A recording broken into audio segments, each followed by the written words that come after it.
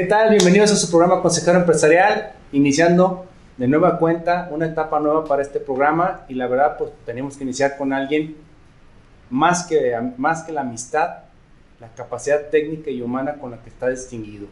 Pues tenemos aquí al maestro Carlos Sainz. Carlos. Muchas gracias, Adrián, por la invitación.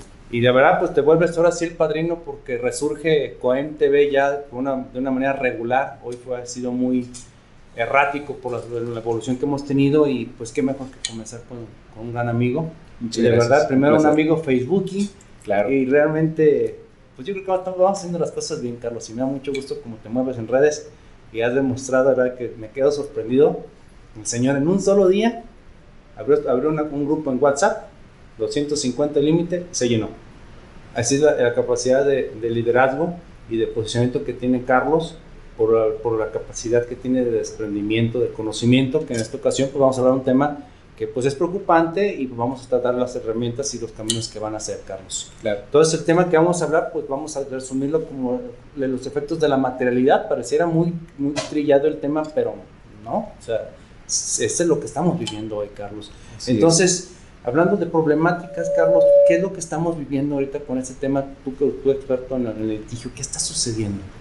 Bueno, resulta, Adrián, un saludo a las gentes que nos ven y nos escuchan. De nuevo, gracias por la invitación. Un placer, un honor estar aquí, y sobre todo con un gran amigo como eres tú.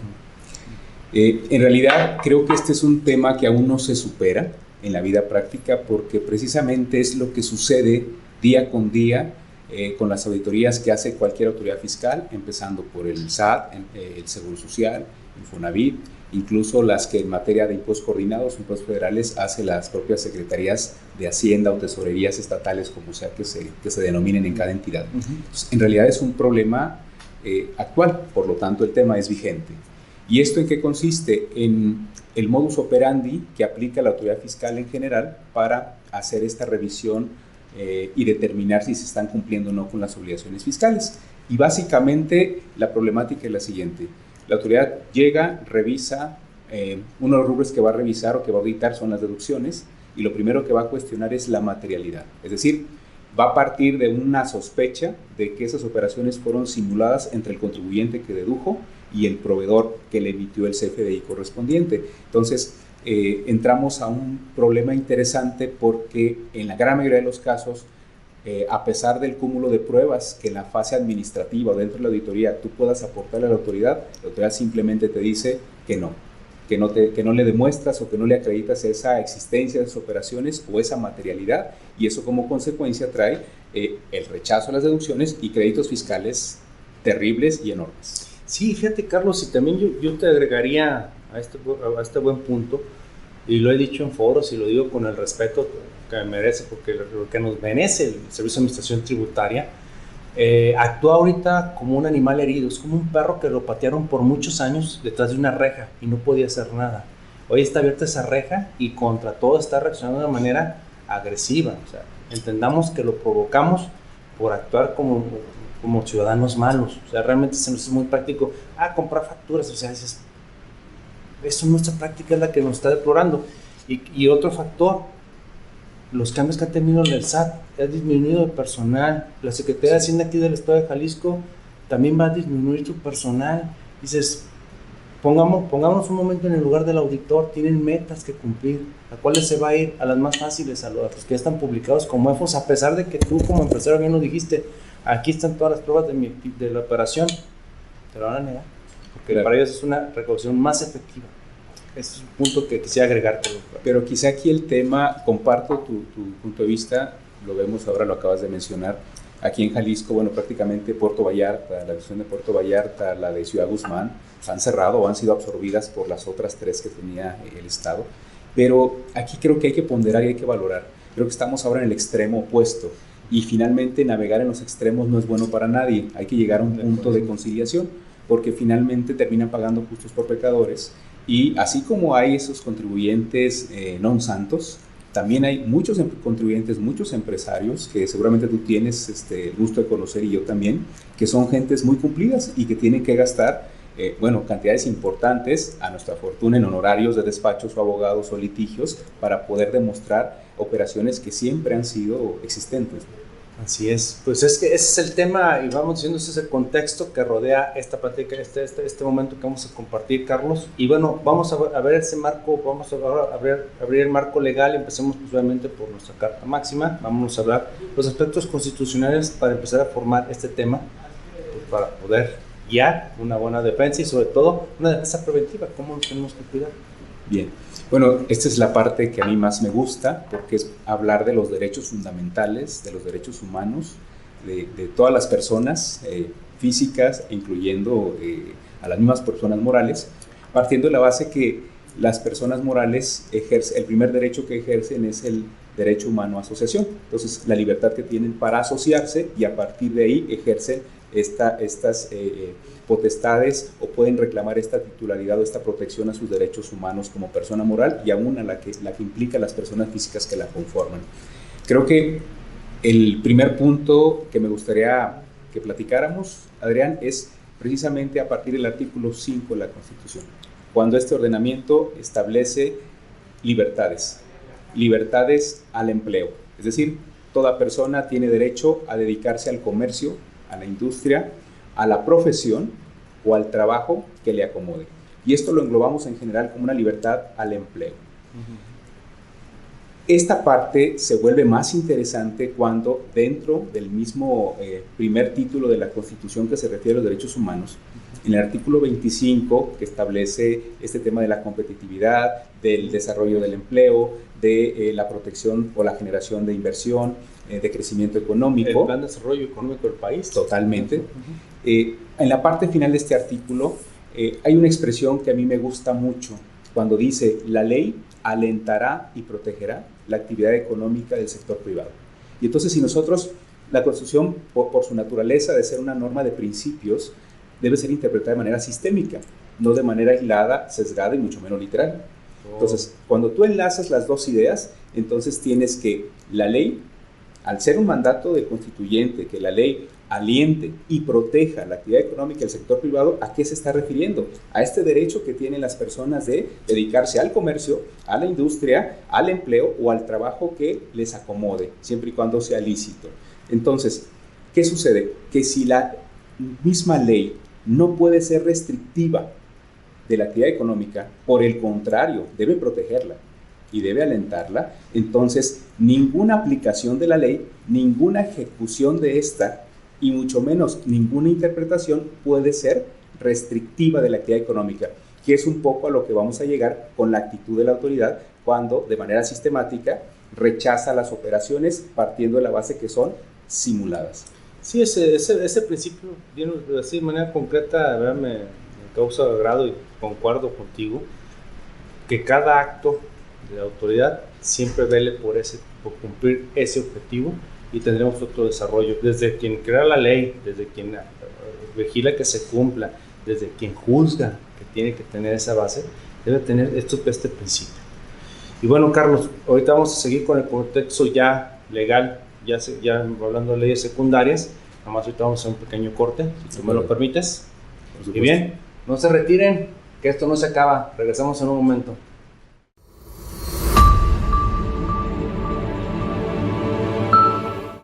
Regresando a su programa Consejero Empresarial, aquí en compañía de nuestro amigo Carlos Sainz, maestro. La confianza, Carlos, sumito el título. Pero siguiendo con el tema, estamos hablando de la parte constitucional que se tiene que ver al momento de buscar un cumplimiento regulatorio, el cumplimiento tributario, nuestro régimen. Y bueno, en la parte, sobre todo para demostración de operaciones, ahora la parte legal, hablando Código Civil, Código de Comercio, ¿qué es lo que hay que atender, Carlos? Bueno, partimos ligándolo un poquito con el tema constitucional. Otro de los derechos humanos que tiene toda persona, aun cuando sea contribuyente, el principio de legalidad. Es decir, a partir de esos artículos 14 y 16 constitucionales, el famoso principio de seguridad jurídica, que implica la certidumbre y que implica la legalidad. ¿Qué es esto? El deber que tiene el Estado mexicano de ceñirse a la ley. Y entonces no puede variarse de manera general, a menos que esté debidamente justificado, y esta obligación que tiene la autoridad de fundar y de motivar debidamente sus resoluciones.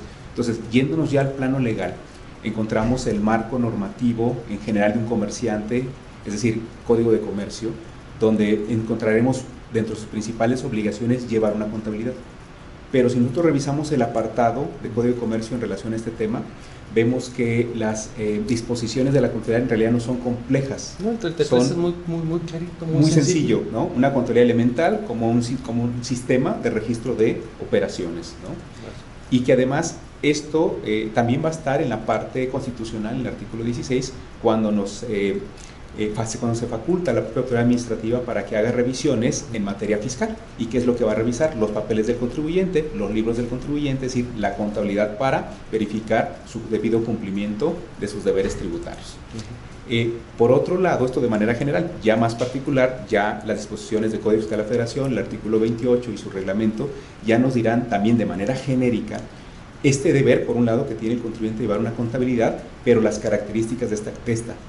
Por ejemplo, que sea analítica, que sea sistémica, es decir, no desprendemos tampoco un rigorismo extremo dentro del propio Código Fiscal de cómo debe llevarse esa contabilidad. Entonces, la ley, ¿a qué obliga al contribuyente? A llevar una contabilidad desde su concepción básica, elemental, sin las complejidades que en una revisión la autoridad podría sospechar o podría exigir respecto a que se cumplan determinados deberes que no emanan de la ley. Sí, pues es que sí es interesante porque cada vez vemos cómo se rebasa inclusive esas exigencias. Pues vemos ya, antes entendíamos el 28 a pesar de su complejidad con el envío de la contabilidad electrónica, el tener la balanza, lo veíamos de una manera quizás natural, nos fuimos adaptando, pero hoy pues tenemos que hacer un cumplimiento, armar expedientes de una manera más que diligentes, yo digo exagerados, o sea, ya desde fotografías, todo para probar esa materialidad.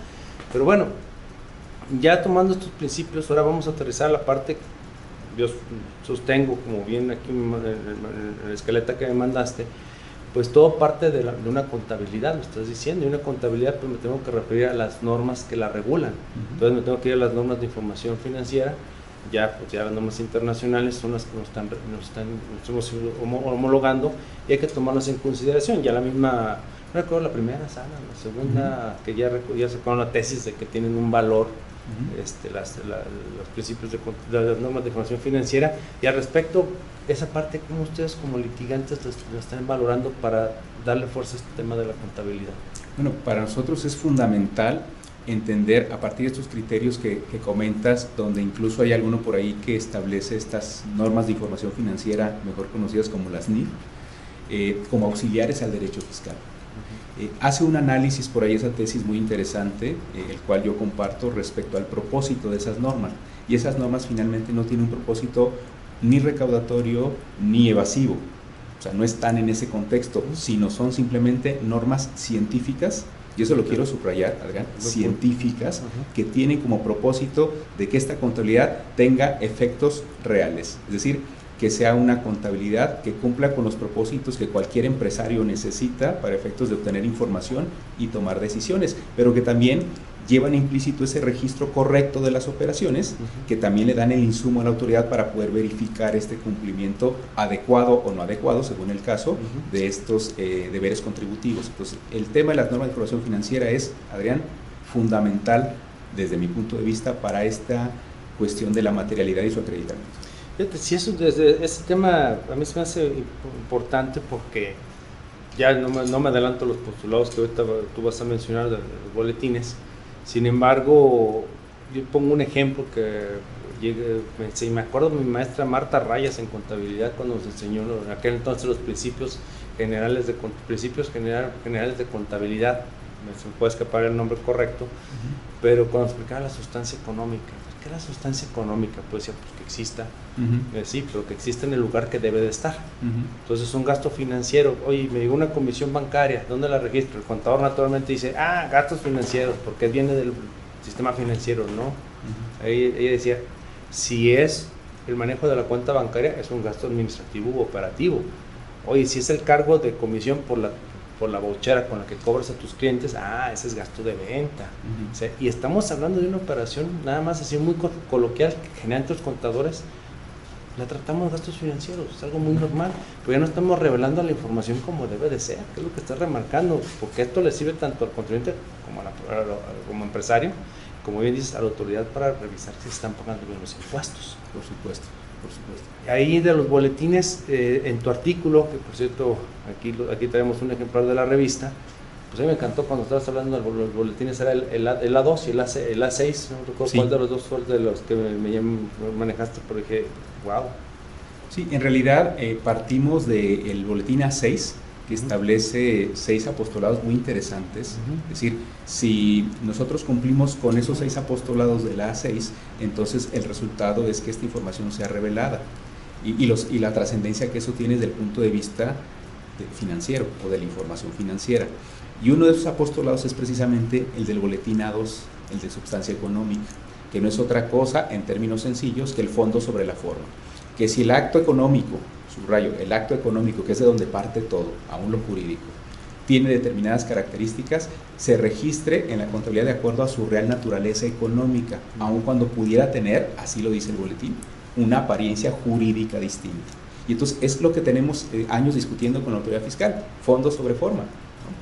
Y además hay otro boletín, el A4, que es el que, si cumples con este apostolado del A4, son 5 puntos que exige.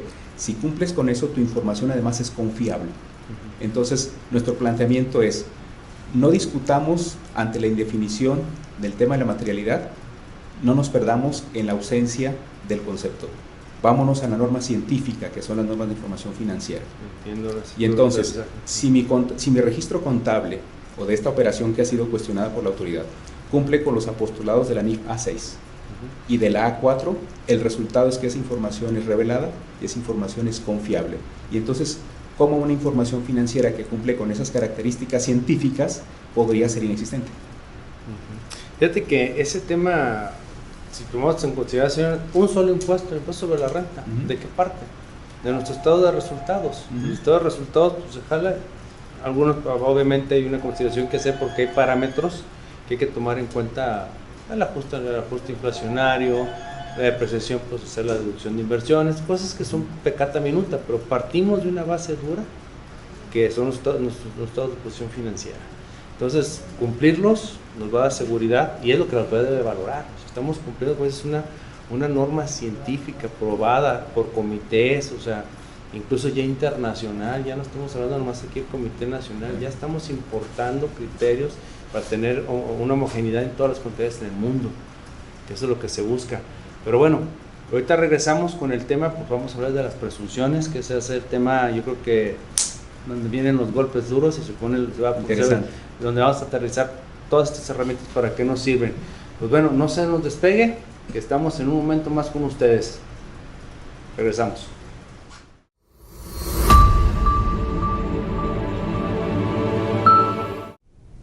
Bien, de regreso en su programa Consejero Empresarial en compañía del maestro Carlos Sainz, hablando del tema de la materialidad en los temas de comprobación de operaciones.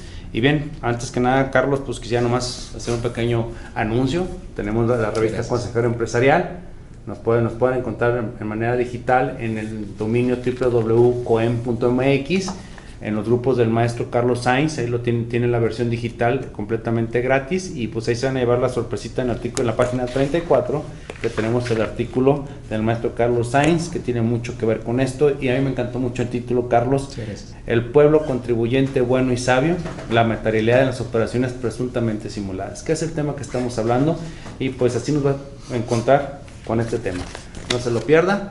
Y pues bueno, Carlos, después de este pequeño comercial, pues vamos siguiendo con el tema, ahora sí, como litigante con estas herramientas constitucionales, legales que hablamos, y ahorita que estás hablando también de la parte financiera, ahora vamos a la parte de la contienda. ¿Cómo se puede utilizar adecuadamente esto?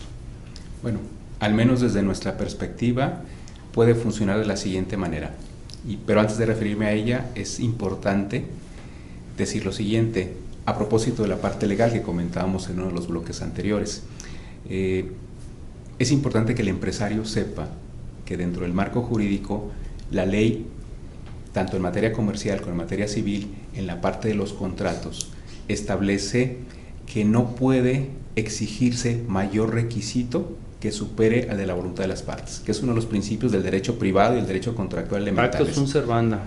la suprema ley, la voluntad de las partes. Y la ley protege ese principio, de tal suerte que el que nos exija la autoridad principios, requisitos, pero más allá de estos principios, como la fecha cierta, como que las fotografías, los videos que acrediten que esta mercancía o los materiales que este servicio se prestó, van más allá de lo que establece la ley.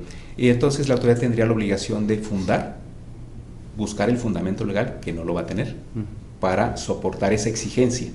Y además tendrá que motivar, tendrá que explicar las razones de por qué en este acto concreto lo exige, sobre todo si partimos de la base que la Secretaría de Hacienda no es su competencia la materia de negocios. Hay otra secretaría, de acuerdo a la Ley Orgánica de la Administración Pública Federal, que es la ideal o la encargada de llevar este tema de los negocios. La Secretaría de Hacienda, su función en esta parte es recaudatoria, no es experta en negocios. Entonces será interesante que la autoridad nos explique fundada y motivadamente este actuar.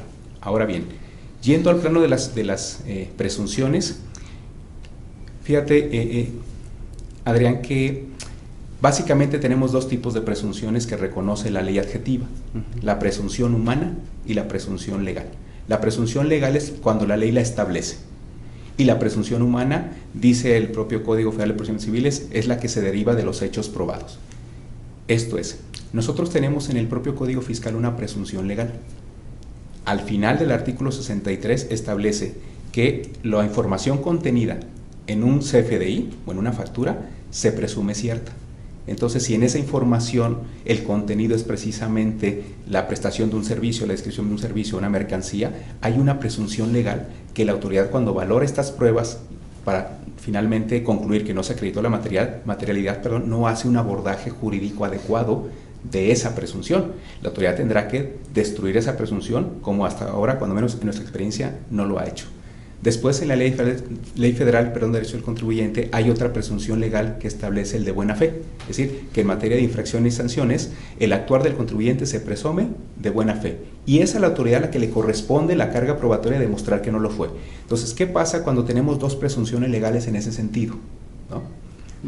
Consciente estoy de la presunción de legalidad de los actos de autoridad, es decir, que los actos de autoridad se presumen legales, pero es iuris tantum, es decir, salvo prueba en contrario. Entonces basta que yo niegue lisa y llanamente los hechos en que se fundó la autoridad para que cuestione yo esa presunción de legalidad. La amarro con las dos presunciones legales que te acabo de comentar. Pero ¿qué pasa cuando hablamos de una presunción humana, la que deriva de hechos probados? Platicábamos en el bloque anterior este tema de las normas de información financiera. ¿Qué pasa si mi contabilidad, dentro del desarrollo de la visita domiciliaria o la revisión electrónica o la revisión de gabinete, no es cuestionada por la autoridad? Es decir, el registro o el asiento contable no es cuestionado, que se presume que fue correctamente hecho, lo que me está cuestionando es la operación. Entonces ya tengo una presunción humana, ¿no?, que se va a ligar con las legales que acabamos de comentar. ¿Qué pasa si yo hago este filtrado de las normas de información financiera y al final resulta que efectivamente mis estados financieros o mis registros contables o mis asientos cumplen con esta característica científica de ser información revelada y ser información confiable? Ya generé, además de lo que demuestra el cumplimiento de las NIF, otra presunción humana. Es decir, estoy probando el hecho de que mi contabilidad y mi registro contable y las operaciones que se relacionan con ella son reales, ¿no? Entonces, cuando yo admiculo estas presunciones junto con estas documentales públicas o privadas, con estas periciales, todos los medios de prueba, y se los presento al juzgador, lo que le estoy solicitando es: juez, hazme una valoración admiculada de todo el universo probatorio, no separada o sesgada como lo hace la autoridad en la fase oficiosa o administrativa. Entonces, dice, recordando a un buen amigo, Ernesto Manzano, que en paz descanse, que él decía mucho: oye, si camina como pato, si nada como pato y hace cuac cuac, ¿qué es? Si mi contabilidad cumple con las normas de información financiera, si las presuncionales legales, la autoridad no logró destruirlas en mi perjuicio, y además tengo presuncionales humanas en ese sentido, y admiculo todo eso, ¿a dónde me lleva? Que la operación no es como dice la autoridad, sobre todo cuando analizas los fundamentos y los motivos de la autoridad para cuestionarlas. Por ejemplo, uno que es muy típico: es que tu proveedor está no localizado, pero esos son hechos imputables a un tercero. No está en mi alcance. Es que tu proveedor no me acreditó tener los activos porque no los declaró, no me acreditó que pudo vender esa mercancía porque no me declaró inventarios. O no autoridad. Trabajadores asegurados, pues es tu responsabilidad, no mía. Exactamente. Por principio jurídico yo no tengo injerencia, ni interés jurídico, ni forma de influir en que el tercero presente o no sus declaraciones, que si tuvo los empleados o no, los registró o no en el IMSS, los declaró o no en su informativo, no puedo yo inferir en ese sentido. Entonces, al final del camino, me permito agregar un elemento más. Cuando la autoridad hace sus revisiones, nos lleva a un punto muy interesante. ¿Bajo qué metodología hace su revisión?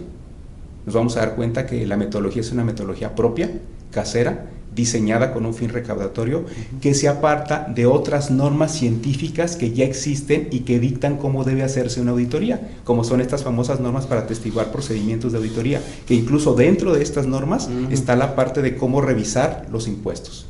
Y entonces, aunado a lo anterior, tengo otra presunción humana, que la autoridad realizó su revisión apartado totalmente de un método científico y no me justifica por qué no aplica ese método, siendo que cuando inició su revisión ese método ya era preexistente y debió haberlo aplicado, cuando menos de manera general. No, y también, Carlos, cuando de repente nomás señalan porque saben que está de moda los boletines, el A2, A4 y A6, parece marca de, estamos haciendo publicidad de Audi, pero pareciera que nomás lo señala, es que no cumple con la sustancia A2, sí, pero a ver, dame la reflexión, ¿por qué no? Si están mis elementos que te lo demuestran. Ese es un tema porque podemos ser E2 por accidente, yo siempre sostengo, o sea, hay gente que pues no compramos facturas, pero no tenemos quizás la diligencia de decir, bueno, voy a contratar con esta empresa, me dio la mejor cotización, me lleva a cabo la remodelación de las oficinas y pues resulta que pues la factura que me da es de un facturero, muy común. Pero a los 3 años pues resulta que pues sale publicado como EFOS y pues yo tengo que defender diciendo que tengo los permisos, diciendo que tengo todo y ya tuve un problema nomás por no ser diligente. Pero apliqué lo mejor en mi contabilidad, los registros, contratos, todo, pero por culpa de él, de su operación y claro, mi confianza, que es lo que ya debemos de perder también, debemos ser más diligentes, más colmilludos, no sé cómo expresarlo de una manera menos coloquial, pues ser más cuidadosos en el trabajo.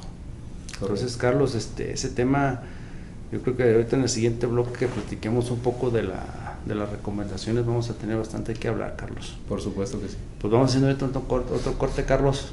De acuerdo. Si no tienes algún inconveniente. Adelante, con mucho Pues gusto. bien, no se retire, que viene lo mejor.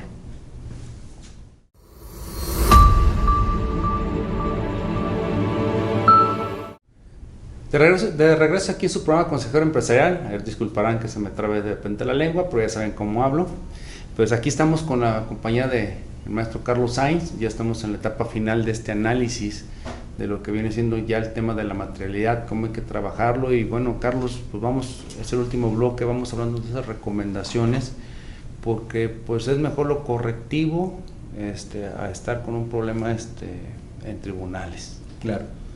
Entonces, bueno, primero me gustaría comentar, Adrián, que hoy en día el ejercicio de la profesión del fiscalista se ha especializado aún más, ¿no? Hoy en día los fiscalistas o quienes queremos ostentar ese título de esa especialidad, debemos ya no ser solo abogados o solo contadores, sino ya somos una mezcla de ambos, ¿no?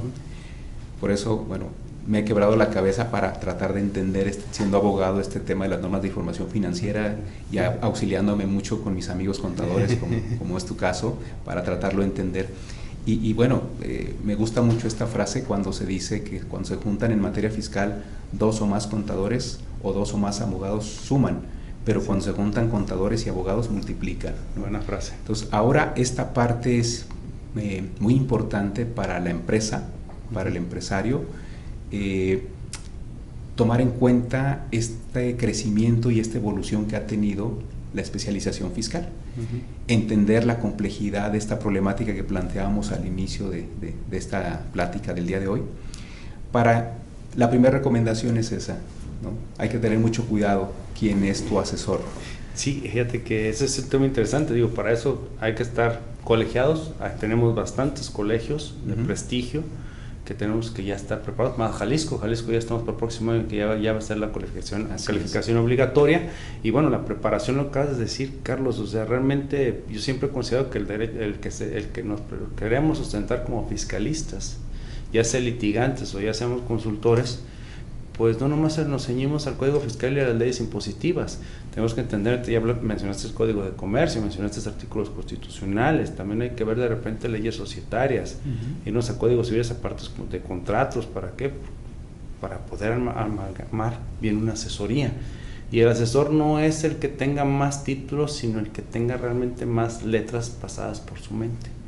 O sea, yo la verdad que para evaluar a un buen fiscalista, pues hay, con todo respeto, hay gente con muchos títulos, pero no están letrados. Y hay gente que pues, solamente tiene el grado pues no el grado, tiene la licenciatura, pero es gente que lee mucho. Y de verdad te apasionas y dices, bueno, ¿a qué horas aprendió tanto? Y de verdad, amigos que admiro, digo, que tienen la licenciatura, que no es posible.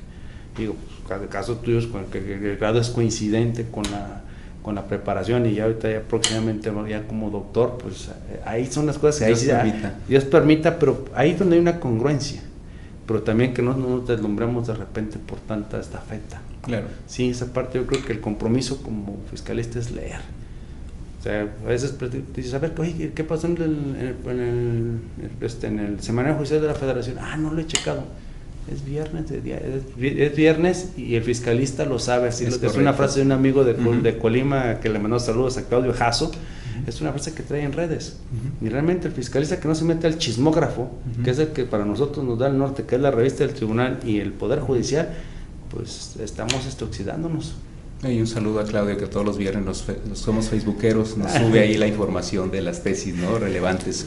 Fíjate que esto es muy importante, porque creo que al final, desde el punto de vista pragmático, si se quiere ver así, pero en realidad el fiscalista lo que debe ofrecer es una medición de riesgos y una oferta de soluciones al empresario.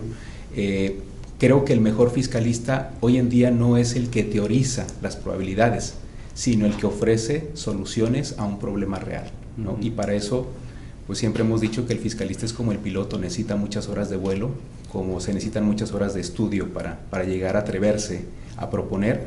Y así, por ejemplo, en el despacho de nosotros lo vemos a veces como un laboratorio, que es la posibilidad que tienes de llevar a la realidad o probar si realmente eso que teorizaste puede ser útil y puede llegar a solucionar un problema. Por ahí hemos trabajado durante algunos años, básicamente, lo que llamamos el cuadrante de la materialidad, para efectos de estas recomendaciones a nuestros amigos que nos ven y nos escuchan. Buena connotación. Este cuadrante de la materialidad, bueno, lo dividimos exactamente en 4 partes. La primera es el efecto económico que tiene el acto. Todo parte del acuerdo de voluntades y trae un efecto económico que incluso es la parte que persigue la autoridad fiscal, o debería de perseguir, más que perderse en la parte contable o jurídica. El efecto económico, las partes se ponen de acuerdo y produjo sus efectos como tales.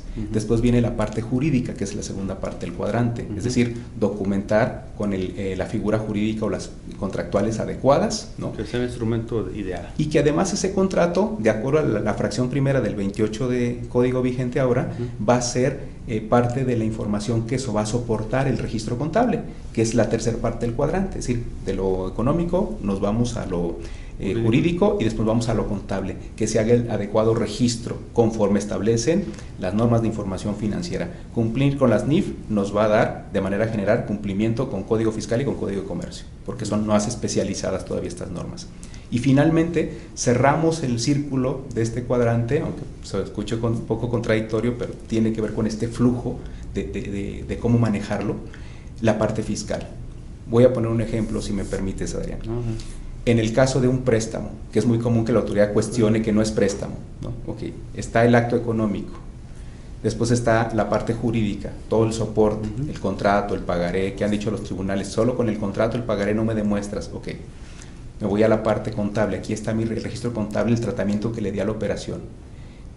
Y fíjate que en ese contrato tal vez hubo intereses, y esos intereses generaron un IVA, eso se va a la parte fiscal, ese IVA de esos intereses, autoridad, ya te los declaré. Lo que tendría yo que hacer es a lo mejor hacer un papel de trabajo para evidenciar esa porción de los intereses que se fue en ese pago de ese mes, ¿no? Y entonces, con todos estos elementos vistos de forma sistemática, conjunta, admiculada, es como puede el empresario acreditar esa materialidad. Esperemos que no tenga que llevárselo a un tribunal, pero si tiene que hacerlo, tiene esos medios de prueba para soportar esas operaciones reales, más el tema de las presunciones que ya platicamos, más el tema de las periciales técnicas, por ejemplo, esta pericial contable que me podría ayudar a reforzar que mi contabilidad cumple con estas normas de información financiera. Entonces, ¿cuál es la gran recomendación, además de tener cuidado? ¿A quién le estoy poniendo mi confianza y mi patrimonio como empresario? También hacia el interior de la empresa, cuidar en mi equipo de trabajo, tener en cuenta esta parte económica, esta parte jurídica, esta parte contable y esta parte fiscal, por si lo llego a necesitar, darle al abogado los medios de prueba que permitan acreditar que tengo la razón y desvirtuar esa presunción de inexistencia o ausencia de materialidad que me está imputando la autoridad. No, pues, me gustó eso del cuadrante, la verdad. Yo creo que cada operación tiene que pasar por ese filtro para poder darle un palomazo, decir, esta operación está bien respaldada, y sabemos que si fuera el caso a suscitar, que se revisara, pues bueno, pues se cumplen con los 4 objetivos. Y ahí es donde se diversifican los trabajos, pero lamentablemente muchos empiezan por la cuarta. Quieren ver la consecuencia fiscal, entonces ya empiezan las cuestiones artificiosas, y empiezan a hacerse estructuras meramente por fines fiscales y no realmente de modelo de negocio. Correcto. O convenientes. Entonces hay que seguir ese orden, como bien dices, la economía, lo jurídico para que tenga respaldo, luego pasábamos a la parte contable, a hacer su registro, y finalmente a lo fiscal. Como es, lo fiscal son consecuencias, punto. Yo estoy de acuerdo y ahora adopto lo que acabo de aprender en este momento de ti. Muchas gracias. Carlos, pues con esto concluimos por esta primera ocasión. Gracias por ser nuestro padrino de esta segunda temporada. Vamos a copiando a Netflix. Vamos a la temporada número 2 de COEM TV. Y bueno, vamos a despedirnos. Carlos, por favor. Muchas gracias. Muy agradecido por la distinción de haberme invitado, y un saludo nuevamente a todas las personas que nos ven y nos escuchan, y estamos para poder apoyar en lo que podamos ser útiles. Muchas gracias. Carlos, como siempre, muchas gracias. Gracias. Y bien, vamos haciendo el corte. Primeramente les recuerdo, síganos en redes sociales. En Facebook nos encontrarán como Consejero Empresarial, en YouTube como Consejero Empresarial TV o COEM TV, y en Twitter nos van a encontrar como RCE COEM. Y no olvide visitar y sobre todo suscríbase a nuestro portal, que es completamente gratuito, en www.coem.mx, para que le llegue la información a su correo de manera instantánea de todas las noticias que acontecen en el mundo empresarial, ya sea corporativo, ya sea normas oficiales mexicanas o cualquier cosa que le atañe a los negocios de manera jurídica. Bien, les repito mi nombre, soy Adrián Paredes y nos vemos en la próxima.